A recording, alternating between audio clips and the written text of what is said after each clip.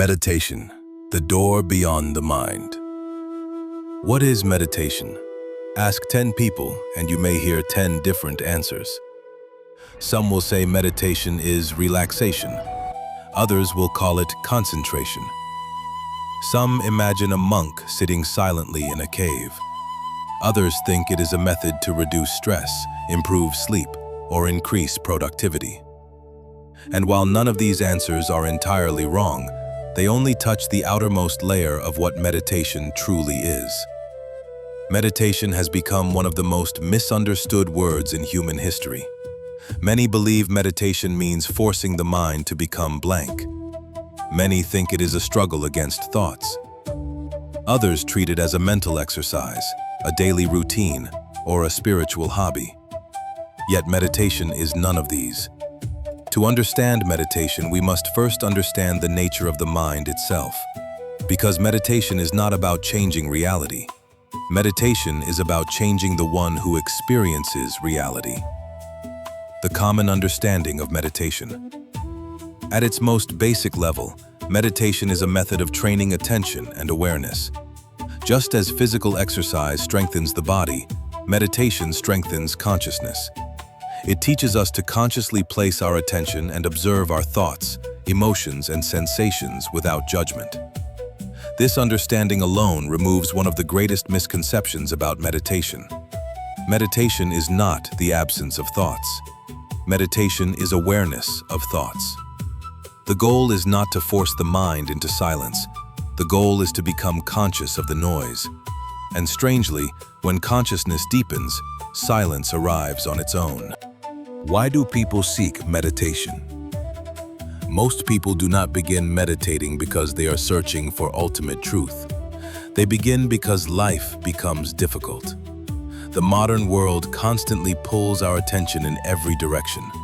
Notifications, news, deadlines, expectations. The mind never gets a moment of rest. So people turn toward meditation seeking relief. They seek freedom from stress and anxiety. They seek mental clarity in a world overflowing with distraction. They seek emotional balance amidst anger, grief, and uncertainty. Most importantly, they seek a pause from the endless race of thought. And meditation often provides exactly that. Scientific research now confirms what ancient seekers discovered thousands of years ago. Meditation reduces stress. It lowers the activity of the brain's fear centers. It strengthens areas associated with focus, attention, and emotional regulation. Yet these benefits, valuable as they are, remain side effects. The deeper purpose of meditation lies far beyond stress reduction. The highway of thoughts. To understand this deeper purpose, imagine your mind as a vast highway during rush hour. Thousands of vehicles race across it. Cars, trucks, motorcycles, constant movement, constant noise.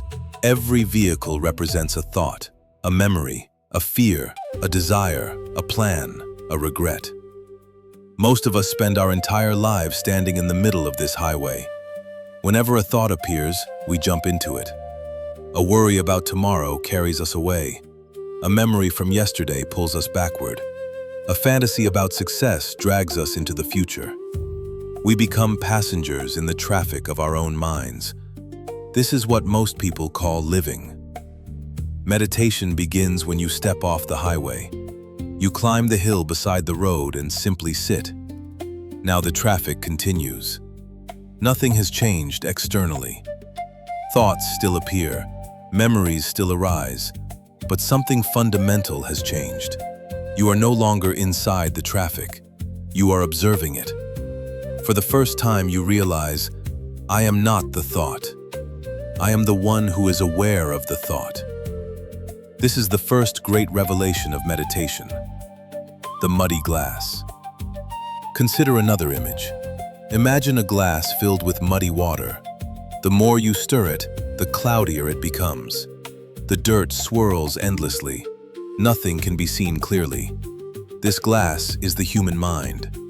The mud consists of memories, fears, beliefs, judgments, and conditioning.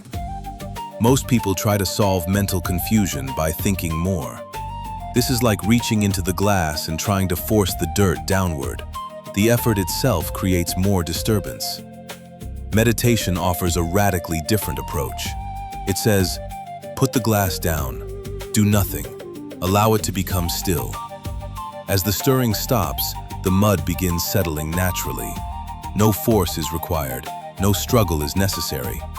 Clarity emerges by itself. Peace is not something created. Peace is what remains when disturbance ends. Meditation is not the manufacture of stillness. It is the removal of agitation. The great discovery, the observer. But meditation does not end with mental calmness. Mental calmness is only the doorway. Imagine an ancient mirror hanging in a room. People have become fascinated with the reflections appearing upon it. They identify with every image. When dark images appear, they suffer. When beautiful images appear, they become attached. Eventually, they forget the mirror itself. This mirror represents consciousness. The reflections are thoughts, emotions, identities, and stories. Meditation gradually removes the dust, and when the dust clears, something extraordinary is discovered. You are not the reflections. You are the mirror. Thoughts come and go. The mirror remains. Emotions come and go. The mirror remains. Success appears. Failure appears. The mirror remains unchanged. Meditation reveals the silent witness that has always existed beneath every experience. The observer was never damaged, never broken, never incomplete, only hidden. What really is meditation? And now we arrive at perhaps the most important question. What is meditation in its deepest sense? Meditation is not the destination. Meditation is the key. Imagine there exists a treasure so valuable that nothing else in existence could compare to it. Call it truth. Call it God. Call it absolute peace. Call it love. Whatever name you choose does not matter. What matters is that it exists. Now imagine there are many doors leading toward this treasure. Ancient masters spoke of countless meditation methods. Each method is simply a different key, a different way of opening a door. The purpose of meditation is not to worship the key. The purpose is to open the door. Once the door opens and the treasure is discovered, the key has fulfilled its purpose. This understanding dissolves many myths surrounding meditation. Just as you do not remain standing at a door once the key has unlocked it, meditation is not something to cling to after it has served its purpose. Just as you do not carry a boat on your shoulders after it has taken you across the river, you do not need meditation once it has taken you to the other shore. The increased concentration, mental clarity, emotional balance, or physical relaxation that may arise along the way are like the strength gained while learning to unlock a door. They may be valuable, but they are not the reason why you meditate. And just as you do not keep trying different doors once you have found the one that leads you where you need to go, there is no need to endlessly search for new techniques once a meditation practice has shown you the way. The door was never the destination. The door was only an entrance. In the end, meditation does not give you anything new. It removes what was never yours. It removes noise, conditioning, fear, psychological separation, compulsive identification with thought. And when all of that falls away, something astonishing remains. A stillness that was always present, a clarity that was always available, a consciousness untouched by time, untouched by memory, untouched by the endless movement of the mind. Meditation is not an escape from reality. Meditation is the end of escape. And perhaps it is also the end of every search.